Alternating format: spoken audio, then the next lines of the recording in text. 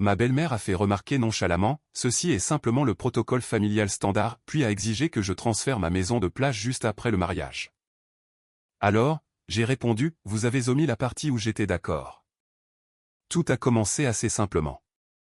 J'ai 33 ans et honnêtement, je ne suis pas du genre à étaler mes drames personnels en ligne, surtout pas les histoires de famille. Mais cette histoire, elle exigeait d'être racontée. Vous voyez, j'ai perdu mes parents jeunes.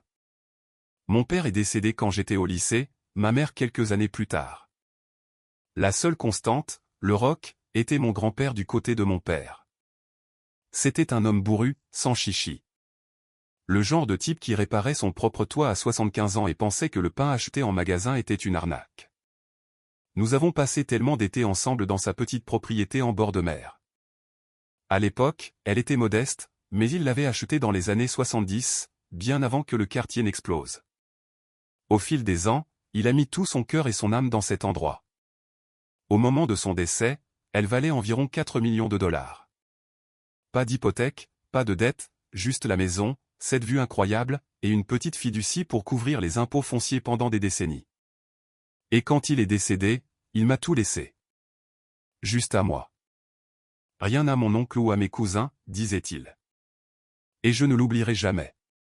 Tu es le seul qui s'est vraiment soucié de moi de mon vivant. Personne ne l'a contesté. Peut-être pensait-il que je la vendrais, mais je ne l'ai pas fait. Je l'ai gardée. Je l'ai rénovée avec goût avec l'argent qu'il avait laissé, la transformant en mon sanctuaire tranquille, mon évasion de tout. Je ne m'en suis jamais vanté. Je l'ai à peine mentionnée. Elle semblait être la nôtre, à lui et à moi, presque sacrée. Avance rapide jusqu'à l'année dernière, j'ai rencontré Amanda. Nous nous sommes entendus rapidement. C'était une romance éclair, le genre où après 6 mois, vous avez l'impression de tout savoir l'un de l'autre. Elle était drôle, vive, un peu exigeante, mais à l'époque je trouvais ça charmant. Sa famille, cependant, c'était une toute autre histoire. J'avoue que des signaux d'alarme se sont manifestés très tôt. Sa mère, Patricia, avait cette façon de parler comme si chaque mot était un décret royal. Quand elle m'a rencontré pour la première fois, elle a souri, penché la tête et dit, « Alors, vous êtes l'homme sans parents. Ça doit être dur. » Juste comme ça. Pas de suivi, pas de compassion, juste une observation froide. J'ai ignoré. Les premières impressions ne font pas tout, me disais-je. Mais Patricia n'a pas lâché. Elle commentait tout. Ma voiture, pratique mais pas très imposante. Mon appartement en location. Vous ne vivez pas dans la maison de plage. Et oui, je ne vivais pas dans la maison de plage. Je louais un endroit plus proche de la ville pour le travail. Ce sanctuaire en bord de mer était trop précieux pour l'exposer à son regard critique. Je n'en ai jamais parlé à Amanda non plus, non pas parce que je le cachais, mais parce que cela ne semblait pas pertinent. Je me disais que lorsque le moment serait venu, je l'y emmènerais. Alors que les choses devenaient sérieuses et que nous commencions à parler de mariage, j'ai senti les opinions de sa famille s'infiltrer dans sa perception de moi. Les petites piques constantes, vous devriez vous habiller de manière plus exécutive ou peut-être que Caleb devrait penser à investir dans l'immobilier bientôt. Amanda en riait, mais elle ne m'a jamais défendu. Ce silence était assourdissant. Pourtant, l'amour vous fait faire des compromis, n'est-ce pas? Ou peut-être qu'il vous rend simplement aveugle. Quoi qu'il en soit, j'ai fait ma demande. Elle a dit oui, et nous avons eu une petite cérémonie élégante. Rien de tapas à accent grave-l'œil, juste des amis proches, quelques parents, et bien sûr, toute sa famille élargie qui a répondu à l'invitation comme si c'était un gala royal. Patricia a essayé de changer le lieu de la réception 2 fois, a prétendu que les fleurs n'étaient pas assez distinguées, et a même demandé une semaine avant le mariage si j'avais envisagé un smoking mieux ajusté aux épaules. J'ai pris sur moi. J'ai même payé la majeure partie du mariage, non pas parce qu'il ne pouvait pas se le permettre. Il le pouvait absolument, mais parce que je ne voulais pas donner plus de pouvoir à Patricia. Je pensais que si je faisais juste assez pour faire mes preuves, elle lâcherait prise. Elle ne l'a pas fait. Et nous arrivons maintenant au matin après le mariage. Nous étions à peine installés dans notre appartement temporaire. La lune de miel était prévue pour la semaine suivante. J'ai entendu frapper à la porte. Amanda dormait encore. J'ai répondu, les yeux embués, en pantalon de survêtement et en t-shirt. Debout là, comme s'ils étaient propriétaires de l'immeuble, se trouvaient Patricia, sa sœur tante Diane, et un homme en costume bleu marine tenant une mallette en cuir. Au moment où j'ai ouvert la porte, Patricia est passée juste devant moi. « Bonjour, Caleb » a-t-elle dit, comme si nous étions de vieux amis se retrouvant pour un brunch. Nous avons pensé qu'il était temps d'avoir une petite discussion, vous savez, sur les actifs familiaux. J'étais trop stupéfait pour parler. J'ai fermé la porte derrière eux purement par instinct. L'homme à la mallette s'est présenté comme leur avocat de famille, un spécialiste de la consolidation de patrimoine. Patricia s'est assise sur le canapé, a croisé les jambes, et a regardé mon modeste salon comme si elle était dans un quartier malfamé. Donc, Amanda a mentionné quelque chose à propos d'une propriété, quelque chose au bord de l'eau. Mon estomac s'est noué. Je savais que je n'avais pas parlé de la maison à Amanda en détail. Elle savait que mon grand-père était décédé et que j'avais hérité de quelques biens, mais elle n'a jamais demandé de détails et je n'en ai jamais offert. Peut-être que j'aurais dû, ou peut-être que cela n'aurait pas fait de différence. Oui, dis-je prudemment. Qu'y a-t-il à ce sujet?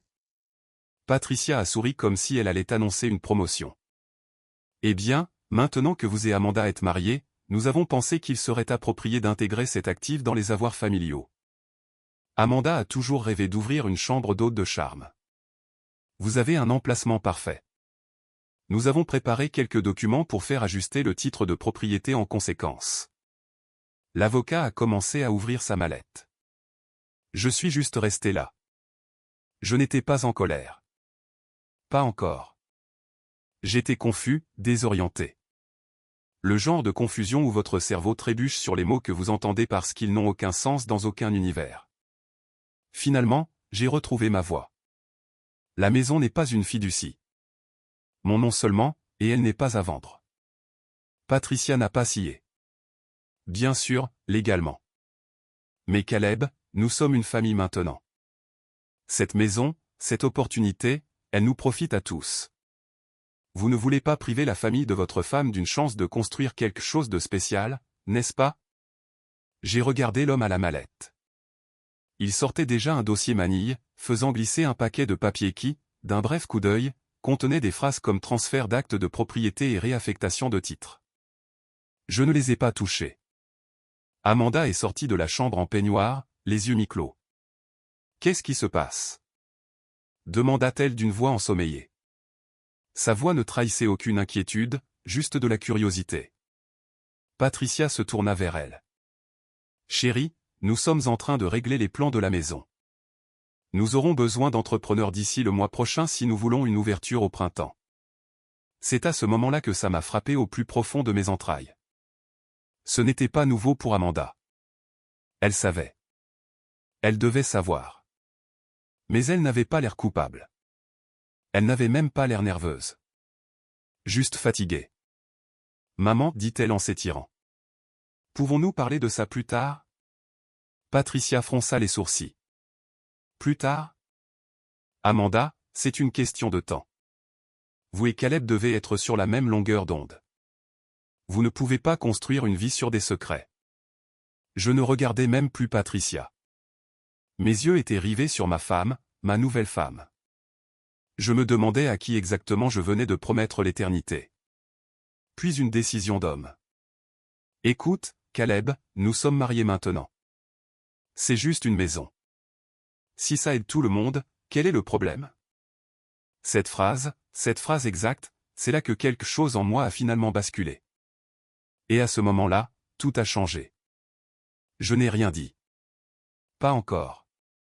Je l'ai juste regardé fixement, essayant de traiter la vague d'émotions qui déferlaient en même temps. Confusion, trahison, incrédulité. La pièce semblait plus petite, comme si les murs se refermaient sur moi. Amanda s'est juste retournée et est repartie dans la chambre comme si nous étions au milieu d'un désaccord anodin sur les courses, et non en train de discuter de l'avenir de quelque chose qui signifiait le monde pour moi. Patricia a tapé doucement dans ses mains comme si elle finalisait une fusion d'entreprises. Merveilleux. Allons-y et signons simplement les formulaires de transfert préliminaire afin que nous puissions accélérer les permis. Elle se tourna vers l'avocat. Il signera aujourd'hui. C'est à ce moment-là que j'ai réalisé que Patricia ne me voyait pas comme une personne. Je n'étais pas son gendre. J'étais un obstacle à gérer, un pont vers quelque chose qu'elle se sentait en droit de traverser. Je me suis finalement assis lentement en face d'elle. Calme. Tranquille. J'ai jeté un coup d'œil au papier. Puis je l'ai regardé droit dans les yeux. Je ne signe rien. Son sourire a vacillé. Excusez-moi. La maison n'est pas un bien communautaire, ai-je déclaré, ma voix ferme. Elle a été placée dans une fiducie irrévocable bien avant que je ne rencontre Amanda. Elle est protégée contre les réclamations en cas de mariage, de divorce, et oui, même de pression familiale. Vous ne l'aurez pas. L'avocat s'est ajusté sur son siège, clairement mal à l'aise.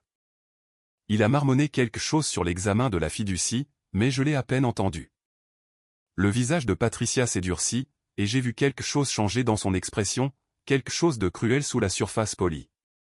Donc, c'est votre position. Vous laisseriez votre nouvelle famille souffrir juste pour vous accrocher à une maison que votre grand-père décédé vous a laissée. Je me suis levé. Je ne me souviens pas avoir demandé votre avis et cette conversation est terminée. Elle se leva lentement, son ton dégoulinant de venin. Je vois que vous n'avez aucune idée de qui vous avez affaire. Vous pensez que vous êtes le seul homme qu'Amanda aurait pu épouser. Elle vous a choisi par loyauté, par amour. Mais l'amour s'estompe quand on commence à mettre la propriété avant les gens. Je n'ai pas bronché. Je pense que vous devriez partir. Elle n'a pas bougé tout de suite. Ni l'avocat. Il a fallu quelques secondes tendues et lourdes de plus avant qu'elle ne rassemble ses affaires. En passant, elle a marmonné, vous le regretterez. Quand la porte s'est refermée derrière eux, je suis resté là en silence. Amanda est revenue quelques minutes plus tard, entièrement habillée. Elle n'a rien dit. Elle s'est juste assise à la table de la salle à manger, faisant défiler son téléphone comme si de rien n'était. Savais-tu qu'elle préparait ça, ai-je demandé. Elle n'a pas levé les yeux. Elle a mentionné l'idée il y a quelque temps. Ce n'est pas ce que j'ai demandé. Elle m'a finalement jeté un regard. D'accord, oui. Elle voulait voir si nous pouvions en faire une entreprise familiale. Je pensais que si elle vous en parlait elle-même, vous seriez plus ouvert à l'idée. Et tu n'as pas pensé à m'en parler d'abord avant d'inviter un avocat dans mon appartement le lendemain de notre mariage. Je ne les ai pas invités. Elle fait juste des choses. Son ton n'était pas défensif, juste lasse. Mais ce qui m'a frappé, ce n'est pas ce qu'elle a dit, c'est ce qu'elle n'a pas dit. Elle ne s'est pas excusée. Elle n'a pas dit qu'elle n'était pas d'accord avec sa mère. Elle n'a pas dit qu'elle était de mon côté. Je me suis rassis en la regardant fixement. Tu réalises que cette maison ne va nulle part? Dis-je lentement. Elle ne sera pas transférée. Elle ne sera pas transformée en entreprise. Elle restera exactement comme elle est. Amanda a expiré comme si j'étais déraisonnable. Caleb, ça ne doit pas être toute une histoire. Si tu y es vraiment si attaché, peut-être que nous pouvons trouver un compromis. Laisse-la la gérer pendant un certain temps. Juste temporairement. J'ai presque ri. Temporairement. Ce mot m'a frappé plus fort qu'il n'aurait dû, comme si on pouvait temporairement confier un morceau de son héritage familial à quelqu'un qui vous voit comme une note de bas de page sur le CV de sa fille. À ce moment-là, j'ai su que nous avions un problème plus grand que sa mère. Le reste de cette journée s'est écoulé dans un brouillard. Je n'ai pas élevé la voix. Je ne suis pas parti en claquant la porte. Je n'ai même pas argumenté. Je l'ai juste observé, la femme que j'avais épousée 24 heures plus tôt, agir comme si mes limites n'étaient que de simples inconvénients. Et je n'arrêtais pas de penser à mon grand-père, à la façon dont il m'avait prévenu avant de mourir. Fais attention, Caleb. Les gens sourient avec leurs dents quand il y a une maison près de l'eau. Je n'ai pas dormi cette nuit-là. Amanda, si. Le matin, j'avais un plan. Pas par dépit, par instinct de survie. Je n'allais pas laisser cela dégénérer. Je n'allais pas être une autre histoire où les beaux-parents autoritaires se taillent des morceaux de la vie de quelqu'un tout en souriant gentiment pendant le dîner. Je n'allais pas me réveiller un jour pour trouver les serrures changées sur ma propre propriété. Alors, pendant qu'Amanda était sous la douche, j'ai passé quelques appels discrets. À l'avocat de la fiducie, à la société de sécurité qui gérait la maison de plage, et à quelqu'un d'autre, quelqu'un à qui je n'avais pas parlé depuis un moment, mais qui me devait une faveur. Le genre de faveur que l'on ne demande que lorsque les choses ont vraiment, vraiment dépassé les bornes. Puis je suis allé faire un tour en voiture jusqu'à la côte, jusqu'à la maison.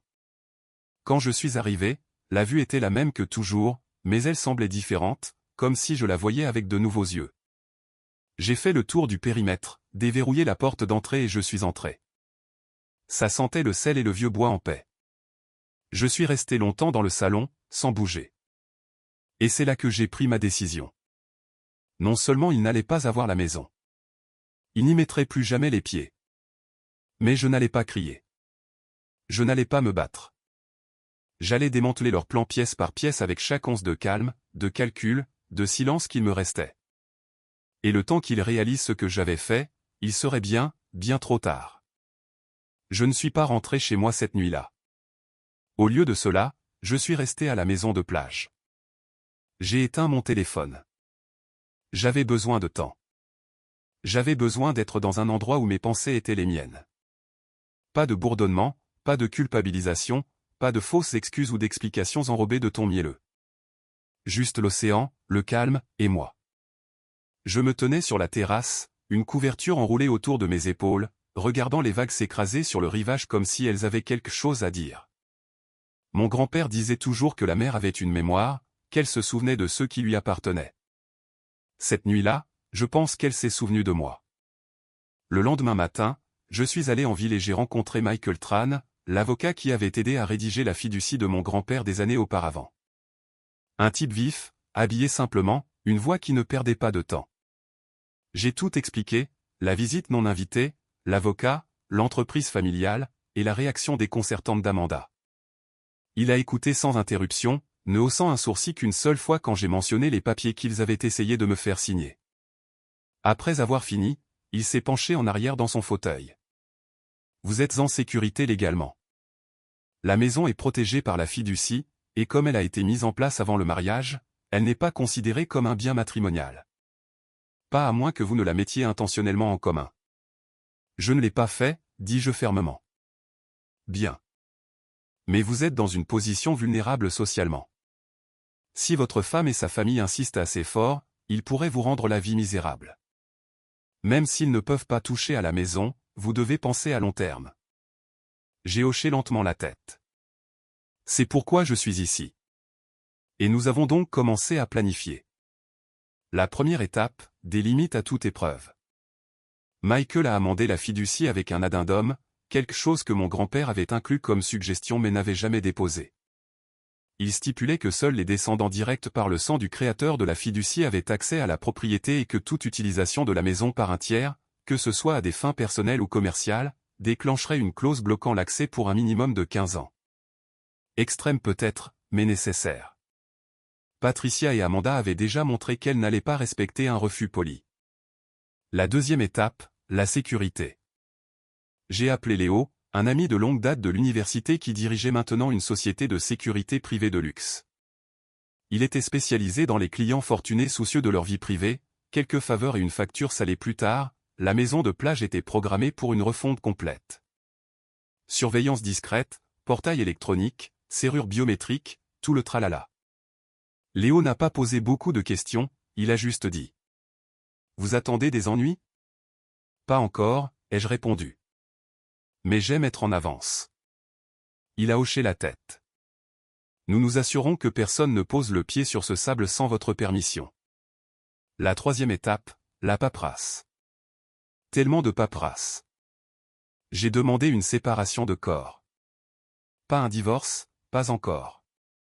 Je ne voulais pas qu'Amanda ou Patricia aient vent de ce que je faisais. Pas avant que je ne sois prêt. Mais la séparation m'a donné de l'espace pour bouger, pour respirer, et pour rediriger légalement mes actifs vers un compte séparé que je contrôlais seul. Pas de ligne de crédit partagée, pas d'investissement commun. Chaque dollar qui portait mon nom a été tranquillement rapatrié dans mon coin. Puis j'ai emballé mes affaires de l'appartement quand Amanda n'était pas à la maison. Je n'ai pas laissé de mots. Je n'ai pas répondu à ses textos. Pas encore, car le silence, j'étais en train de l'apprendre, est une forme de pouvoir en soi. 2 jours se sont écoulés avant que je ne reçoive enfin un coup à la porte de la maison de plage. Je n'ai pas répondu. J'ai regardé par la fenêtre Amanda se tenir au portail, plissant les yeux vers la caméra. Elle avait un sac de course dans une main et un air frustré sur le visage. Le portail ne s'est pas ouvert. Elle a frappé de nouveau, puis a sonné au nouvel interphone. « Caleb, dit-elle, sa voix résonnant à travers le système. C'est ridicule. Laisse-moi juste entrer. Nous devons parler. Je me suis appuyé contre le mur et je suis resté silencieux. Quelques secondes passèrent. Elle croisa les bras. Je sais que tu es là. Tu ne peux pas simplement m'ignorer comme ça. Qu'est-ce que tu essaies même de prouver? Sa voix n'était pas en colère. Pas encore. Juste agacée, comme si j'étais le déraisonnable. Puis elle a réessayé. Écoute, je ne voulais pas te prendre au dépourvu. Je pensais que si maman te parlait, tu serais plus ouvert d'esprit. Elle essaie juste d'aider. J'ai serré la mâchoire. Le mot aider avait un goût de vinaigre. Amanda est restée là quelques minutes de plus, puis a sorti son téléphone. Elle a fait les 100 pas, a essayé d'appeler. Je l'ai regardé vibrer sur ma table basse et je n'ai pas bougé. Elle a finalement abandonné et est partie, marmonnant quelque chose que je n'ai pas pu entendre. Je n'ai pas dormi cette nuit-là non plus, mais pas à cause de l'anxiété. Cette fois, c'était la clarté. Le genre de clarté qui vient quand on voit les gens pour ce qu'ils sont vraiment quand ils pensent qu'ils vous possèdent déjà. Le lendemain, Patricia a appelé. Bloqué. Puis Diane a appelé. Bloqué. Puis Amanda de nouveau, plusieurs fois. Elle a laissé un message vocal où son ton s'est finalement brisé. Elle n'était plus calme. Caleb, ce n'est pas une bonne image pour toi. Tu agis de manière paranoïaque. C'est juste une maison. Pourquoi fais-tu exploser tout notre mariage pour une stupide maison? Elle ne comprenait pas. Il ne s'agissait jamais de la maison. Il s'agissait de contrôle. Il s'agissait de confiance. Il s'agissait du fait que dès que les choses ne correspondaient pas à leur vision, ils ont essayé de me forcer à me soumettre avec des papiers, avec des avocats, avec la culpabilité. Mais je n'allais pas céder. Quelques jours plus tard, j'ai finalement accepté de rencontrer Amanda pour un café dans un lieu public. Terrain neutre. Pas d'avocat, pas de famille, juste nous. Quand je suis entré dans le café, elle était déjà assise, sirotant quelque chose avec du lait d'avoine, et tapotant sur son téléphone. Elle a levé les yeux et m'a fait un sourire que j'aurais pu trouver réconfortant autrefois. Maintenant, il semblait répéter. Je commençais à penser que tu ne viendrais jamais, dit-elle. J'ai failli ne pas venir, répondis-je, en m'asseyant en face d'elle. Elle n'a pas perdu de temps. Écoute, je sais que les choses ont dérapé, mais nous sommes mariés. Nous devons régler ça comme des adultes. Cette maison, elle ne vaut pas la peine de tout faire sauter. La voilà encore. Cette maison. J'ai pris une profonde inspiration. Amanda, réalises-tu seulement ce que tu as fait? Tu as envoyé ta mère et un avocat à ma porte le lendemain de notre mariage pour prendre quelque chose qui est dans ma famille depuis des générations sans demander, sans même m'en parler d'abord. Elle essayait juste de t'aider à démarrer quelque chose de réel. Et j'étais censé quoi? Le céder comme un cadeau d'anniversaire. Elle n'a rien dit. Sa mâchoire s'est légèrement contractée. J'ai continué, j'ai pris des mesures. La maison est verrouillée en permanence. La fiducie a de nouvelles conditions. Légalement parlant, personne d'autre que moi ne peut l'utiliser pour quelque raison que ce soit, personnelle ou commerciale. Tu ne verras plus jamais l'intérieur de cette maison. Ses yeux se sont rétrécis. Alors c'est ça. Tu me punis parce que ma mère a eu une mauvaise idée. J'ai ri une fois. Amanda, ce n'était pas seulement son idée. Tu l'as laissé faire. Et le pire, c'est que tu ne pensais même pas avoir fait quelque chose de mal. Elle me regarda avec un mélange de frustration et d'incrédulité, comme si elle ne pouvait pas comprendre comment j'avais pu en arriver là sans voir son point de vue. Puis sa voix baissa. Basse, amère. Tu sais, j'aurais pu faire mieux. Ça a fait plus mal que ça n'aurait dû. Mais j'ai hoché la tête. Tu le peux toujours. Puis je me suis levé. Sa voix m'a suivi alors que je sortais. Tu penses que tu es intouchable à cause de cette fiducie? Tu penses que ça se termine ici? Je ne me suis pas retourné car ça ne se terminait pas là. Ça n'avait même pas commencé. 3 semaines se sont écoulées. Pendant ce temps, Amanda a essayé tous les angles possibles. D'abord sont venus les textos de love bombing, de vieilles photos de nous, des blagues privées, de longs messages sur la façon dont nous pourrions reconstruire, comme si tout cela n'avait été qu'un malentendu mineur et non une prise de contrôle coordonnée de l'héritage de ma famille. Quand ceux-ci n'ont pas fonctionné, elle est passée à la culpabilité. Elle a envoyé des messages vocaux au milieu de la nuit sur le fait que je l'abandonnais, que le mariage signifie sacrifice, et qu'elle se sentait prise au dépourvu que je n'essaie même pas de réparer les choses. Je n'ai pas répondu. Elle n'était pas désolée de ce qui s'était passé. Elle était désolée que je ne me sois pas soumis. Puis vint l'escalade. Un matin, j'ai reçu un avis formel demandant une médiation. Amanda avait demandé l'accès aux biens matrimoniaux, arguant que la maison de plage, bien que protégée, faisait partie de notre style de vie commun et devrait au moins être partiellement monétisée pendant notre séparation. J'ai souri en ouvrant l'enveloppe. Elle n'avait aucune idée de ce dans quoi elle s'était engagée. Car pendant qu'Amanda et Patricia complotaient depuis des semaines, j'étais resté silencieux exprès. Et dans ce silence, j'avais tout documenté. J'ai compilé chaque texto, chaque message vocal, chaque fois qu'elle a admis savoir que sa mère avait un plan. Le système de sécurité de la maison de plage. Il avait enregistré ses tentatives infructueuses d'accéder à la propriété 3 fois différentes. 2 fois en utilisant la voiture de sa sœur, 1 fois à pied. Elle avait même essayé d'entrer avec une fausse carte d'entrepreneur. Tout cela, je l'ai transmis à mon avocat. Et puis tranquillement, j'ai demandé non seulement le divorce, mais aussi des dommages et intérêts. Vous voyez, la fiducie comprenait une clause, une que mon grand-père avait ajoutée après une précédente dispute familiale moche des décennies auparavant, qui stipulait que toute tentative de saisir, de tirer profit ou de fausser la propriété du domaine déclencherait une pénalité financière. La fiducie déplacerait l'équivalent de 10% de ses actifs dans un fonds de défense juridique privé, et le contrevenant serait responsable de ses coûts, quel que soit le résultat. La demande d'Amanda de monétiser la maison. Elle a déclenché cette clause. La lettre qu'elle a reçue 2 jours plus tard était courte, formelle et dévastatrice. Elle stipulait que non seulement elle ne recevrait rien de la fiducie, mais qu'elle devait maintenant 183 000 $ en pénalité, frais de justice et dommages et intérêts pour rupture de contrat de mariage et tentative de détournement de biens. Elle m'a appelé. Je n'ai pas répondu. Patricia m'a envoyé un courriel par l'intermédiaire de son assistante exigeant que je reconsidère et que j'agisse comme un homme. Je l'ai transmis directement à mon avocat. Ils ont essayé une nouvelle tactique après ça, la honte publique. Amanda a publié des messages énigmatiques en ligne, des citations sur la trahison, les secrets et le mariage, et a même laissé entendre que je lui avais caché des actifs pendant des années. Mais elle a sous-estimé une chose. Ses propres amis n'y ont pas cru. L'un d'eux m'a même envoyé un message en privé. Elle pensait vraiment qu'elle pouvait juste prendre ta maison. Elle nous a dit que tu étais stupide de ne pas l'avoir mise aux 2 noms. Ce message, capture d'écran, archivé. Pendant ce temps, je me suis concentré sur la vie que je voulais vraiment. J'ai déménagé à plein temps dans la maison de plage. J'ai annulé toutes les photos de mariage, renvoyé chaque cadeau et envoyé des remboursements à chaque invité qui avait contribué à la liste de mariage. J'ai écrit une courte note expliquant pourquoi.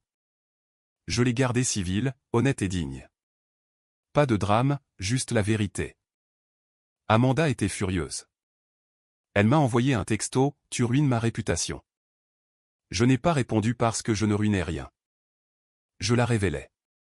Finalement, elle a reculé. La pression juridique, les coûts croissants et le poids d'un récit qu'elle ne pouvait pas contrôler l'ont finalement épuisée. Elle a retiré sa demande. Nous avons signé les papiers du divorce. Pas de pension alimentaire, pas de règlement, pas d'excuses, juste le silence. Patricia ne m'a plus jamais contacté. 6 mois plus tard, j'ai organisé une petite réunion à la maison de plage. Juste quelques amis, de la musique douce, un petit foyer près de l'eau. Pas de drame, pas d'avocat, pas d'ombre. Je me tenais sur le porche ce soir-là, un verre à la main, regardant la marée monter comme elle l'avait toujours fait. J'ai pensé à mon grand-père. J'ai pensé à ce qu'il a protégé et comment j'ai failli laisser quelqu'un me le prendre au nom de l'amour. Mais l'amour, le vrai amour, ne vient pas avec des ultimatums ou des contrats ou des embuscades dans votre salon le matin après votre mariage. Il vient avec l'honnêteté, avec le respect, avec le choix de quelqu'un pour ce qu'il est, et non en dépit de ce qu'il possède. Je crois toujours en ce genre d'amour. Mais maintenant, je connais la différence. Et la prochaine fois que je rencontrerai quelqu'un, je lui parlerai de la maison dès le premier jour. Pas pour l'impressionner, mais pour voir s'il s'en soucie trop. Parce que ceux qui ne le font pas, ce sont eux qui ont leur place. Et cette fois, je m'assurerai que le portail reste fermé jusqu'à ce que je sois absolument sûr de qui est de l'autre côté. Qu'auriez-vous fait à ma place? Avez-vous déjà été confronté à une trahison aussi choquante de la part de quelqu'un que vous aimiez? Dites-moi ce que vous en pensez dans les commentaires ci-dessous.